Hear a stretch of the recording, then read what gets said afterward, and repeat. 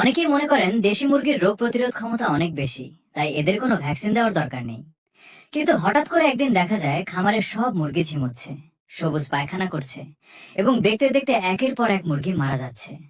এই মহামারী রোগের নামই হলো রানীক্ষেত।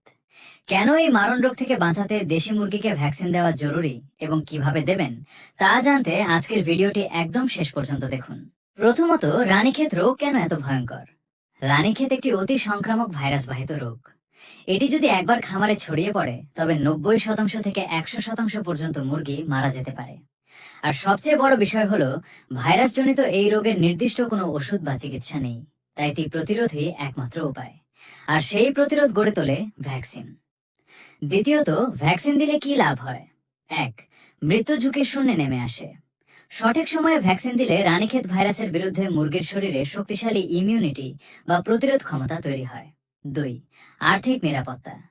হুট করে খামারের সব মুরগি মারা গিয়ে যে বড় ধরনের আর্থিক ক্ষতি হতে পারে, অল্প টাকার এই ভ্যাকসিন আপনাকে সেই ক্ষতি থেকে রক্ষা করবে। 3. উৎপাদন ঠিক থাকে। মুরগি সুস্থ থাকলে ডিম ও মাংসের উৎপাদন ব্যাহত হয় না। তৃতীয়ত, দেশি মুরগিকে কখন ও কিভাবে ভ্যাকসিন দেবেন?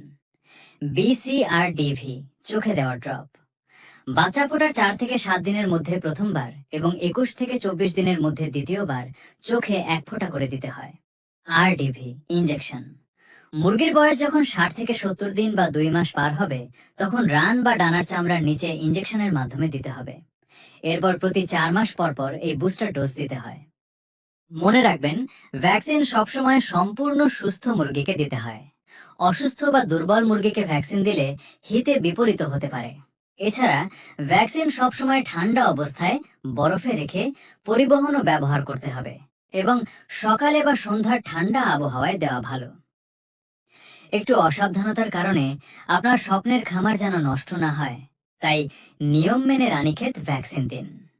আজকের ভিডিওটি দরকারি মনে হলে অবশ্যই একটি লাইক দেবেন এবং আপনার অন্যান্য খামারি বন্ধুদের সাথে শেয়ার করবেন। চ্যানেলটিতে নতুন হলে সাবস্ক্রাইব করে রাখুন। সবাই